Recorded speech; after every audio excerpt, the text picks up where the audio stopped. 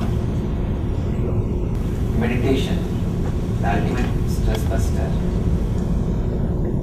First, let me try to explain what is stress according to yoga and meditation, and then how we can heal it, how we can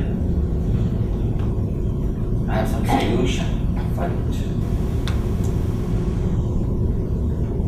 According to yoga, stress is nothing but too much of memory without the ability to handle it, to process it. You are having too much of information, but you don't have enough of energy to handle it. You don't have enough of capacity to process them. When we don't have enough capacity to process the informations, we just mess up the whole thing. And we don't take the right decision. And we take the wrong decisions, wrong choices. Doctor was telling, I'll try to tell a small story.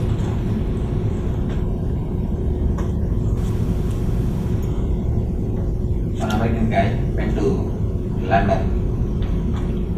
He was traveling with an old English man and lady. They were crying. Lady had a pet dog. Some of the pet felt very connected to this guy, jumped on him and made his clothes wet. Pissed. He was very angry. Of course, this lady, instead of apologizing, she just started patting the pet and said, "Oh, you have some bad stomach, bad problem. I should take you to the doctor. I should do something." She did not even bother to turn towards him and apologize. Next, after a few minutes, again the dog jumped on him and did little more, something more. Again, this lady, instead of apologizing, again patting the dog. "What is happening to you? Why are you doing this? I don't know. I think you are sick. I should give you some medicine." Again, third time, the dog jumped and did whatever it wanted to do. And now it is too much. This guy simply got up, picked the dog and threw out of the window. Till this time, the gentleman was keeping quiet. Now he got up and said, "You Americans measure with wrong scales, drive in the wrong way. Now you threw the wrong bitch out of the window."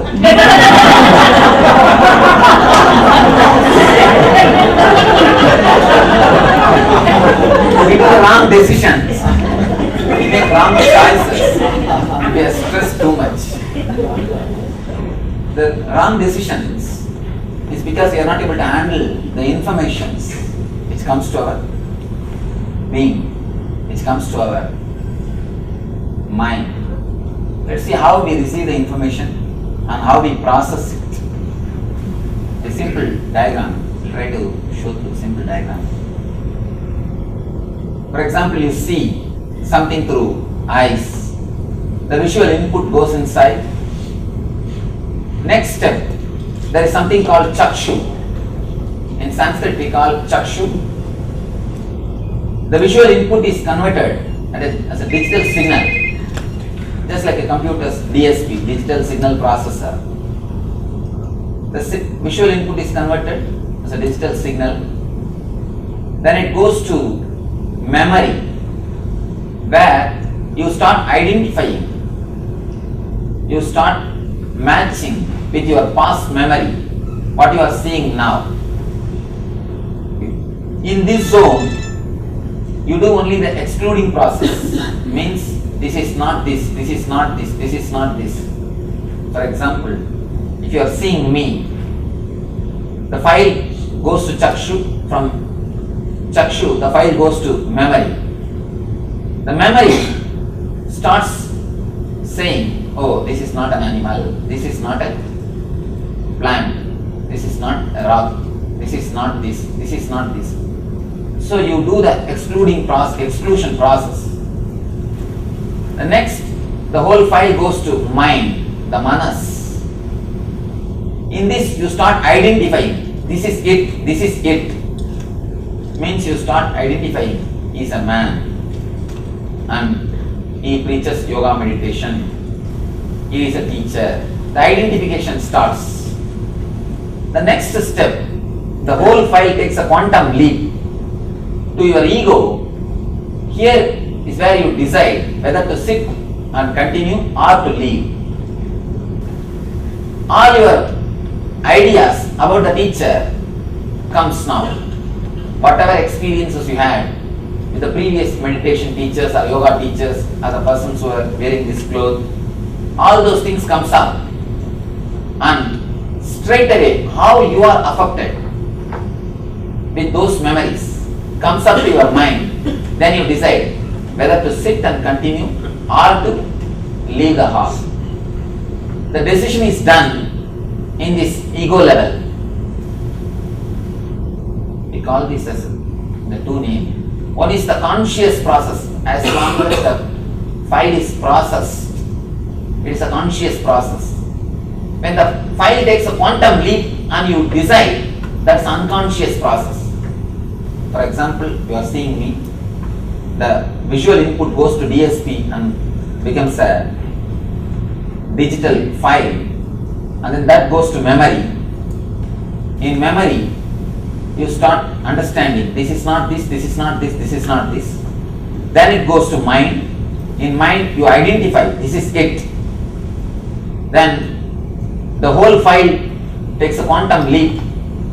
In that quantum leap, you decide, based on your past experiences, you decide whether to sit here and continue or to move away from this hall.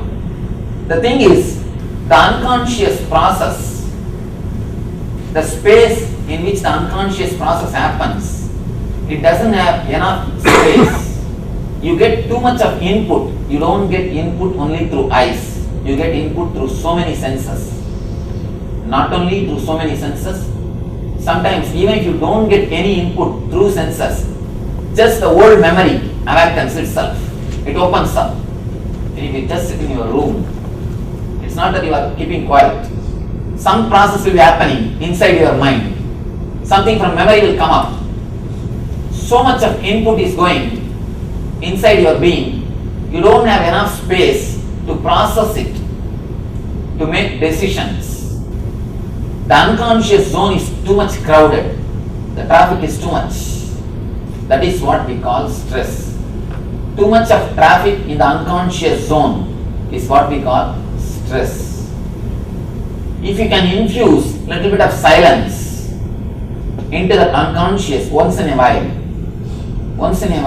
if you can infuse a little bit of silence into the unconscious zone, you will be able to create better decisions. Surely you will not throw the wrong bitch out of the window. You will not throw the wrong bitch out of the window. You will be able to decide in a much better way. Above all, you will be able to decide in a very creative way. As long as the unconscious is crowded, you decide only in the instinct level. What Dr. mentioned Dr. Murali Krishna mentioned, reactive mind. You only take decisions from the reactive mind. I tell you, if you are deciding based on the instinct level, continuously you will be taking only wrong decisions, because you are something more than instinct. If you are just an animal, instinct is enough, but you are not just an animal. Or if you are just a primitive person, instinct is enough. But now, the decisions from instinct is not enough. If you can manage the traffic, then you are in the level of intellect. If you can infuse total silence, if you can give rest to your unconscious mind, if you can bring a total silence into the zone of unconscious, you will work in the level of intuition, what we call revelation. If you can infuse silence into the unconscious level, apart not only You will not have stress. Your decisions will be totally different. You will have different dimension in thinking. You will have different consciousness. In say when your whole being flowers, you reach the state of intuition. Or when you start experiencing the state of intuition, your whole being flowers. You really will start experiencing what I mean by the word health. Health does not mean clinically alright. Please be very clear. Health does not mean clinically alright. It is only one part of your health. Health is something more than no diseaseness. No diseaseness is one part. But health is surely something more. You will feel that real living energy inside your being, are bubbling, expressing yourself in the maximum level, expressing silence into the unconscious level, into the unconscious space is what I call meditation. It is one of the best method or best technique to infuse, to reduce the stress and to infuse energy into your being. It can transform your body, your mind and your being ultimately. There are so many scientific researches done on this subject. Dr. Murali Krishna was beautifully explaining how it helps you. You may not be able to change the event, but you will be able to change the perception. That's what we call the yoga language. We call it drishti srishti or drishti srishti. Seeing what you want to see or just experiencing what is there. Usually, you always see what you want to see. You don't see what is there. You don't wait till you understand the reality. You just start creating imagination. As Doctor was telling, you see the cow. You don't even think or you don't even wait till he comes to you and till he says what far is coming behind you. You just start assuming he is here only to give ticket. He may be there just to help you also, who knows. For some reason, he may wants to help you or he may be there to tell you something, who knows. But before anything happens, we start deciding. That's what we call mistaking the rope as a snake. Before you understand it's a snake, already you started thinking it's a snake. You mistook the rope as a snake, and the whole reaction is already happened in your being. We always operate from the instinct level because of too much of information infused into the unconscious zone. If you can infuse a little bit of peace or silence into that unconscious zone, you can really experience the well-being. Not only the stress will be reduced, apart from that, you can experience a deep well-being through these meditation techniques. Infusing silence into the unconscious zone is what I call meditation. Meditation is nothing but infusing silence or peace into the unconscious zone. When we react from the instinct level, many times you don't even realize what you are doing. For example, if you see somebody with a particular cloth and he has disturbed you or he has hurt you, after that, any time when you see that cloth, when you see that color, the same feeling will come up in your being. It is not necessary. If you use your simple intellect, your simple logic, you can understand, no, it is not true. That person hurt me, that is different. But it is not that this person is also going to hurt me. But when you operate from instinct level, immediately you start feeling the stress. Immediately you start feeling the same emotion connected to the past experiences. Now we will learn a simple technique to infuse silence in your unconscious zone. Before entering into the technique, we can spend few minutes with your questions. If you are interested, if you want to ask any question, you are welcome. Be in a silence. So, in the time, does the intellect control the manas, or the manas will always still be thinking that even though you're not seeing anything or not doing anything, there will be some action going on inside you. The thought process is still going on. So does the intellect control the thought process of pulling the from the the information from the manas, or asking the manas to go get the information, or who controls? There is nobody controls and no need to control. First of all, there is no need to control your mind. All you need to do is just infuse silence. See, controlling, when you try to control, you will create only more confusion in the mind. Any method to control the mind will create only more confusion in the mind. So whenever you try to control, you can always see you get only more thoughts. You are more disturbed. And you say, no, Swamiji, I am agitated. I am not able to meditate. There is no need to control the mind. And I tell you honestly, you can't control the mind. If you try to control, it's like you try to pull your shoelace and try to fly. You can't fly just by pulling your shoelace. You can't control, and there is no need to control. It's like you are purifying it. The same 18 karat gold is instinct. When it is purified, when it becomes 22, it's intellect. If it is purified to the level of 24 karat, then we call it as an intuition. It is only purifying.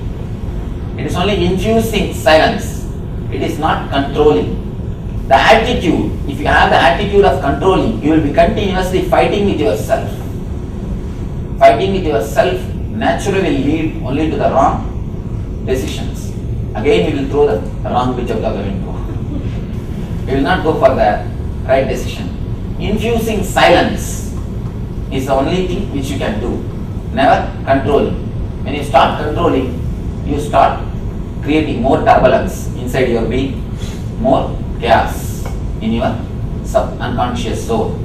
Follow up. Are you saying that by infusing, you are delinking the intellect with the manas? No, we are not delinking. Instead of, you see, now the curve goes like this. Till the mind, the file goes in a horizontal way. After the mind, it takes a quantum leap. It goes to the ego in a vertical way, takes a quantum leap. In the quantum leap zone, you don't know what the process is happening. Instead of allowing some process to happen in you without your knowledge, we bring that also to a horizontal line. Means that also will become a conscious process. So naturally, you will not be taking wrong decisions. Bringing the unconscious zone also to the conscious zone. It's like a straightening that line. So naturally, you will not have something called unconscious. See, unconscious is the space in which the stress grows. If you consider stress as a tree, unconscious zone is the root. So we are cutting the root itself. The zone in which the stress can grow, that itself will not be there. So naturally, there is no possibility of stress. Usually, all the stress management people, they deal only the stress. It is like a cutting the branches of a tree. The more you try to prove what happens to the tree, it grows a much better way. So when you try to deal with the stress in a superficial way, you are only helping the stress to grow in new dimensions, in new ways. But here we are trying to straight away touch the root, shake the root, so that not only in one way, in any way, the stress cannot happen to your being.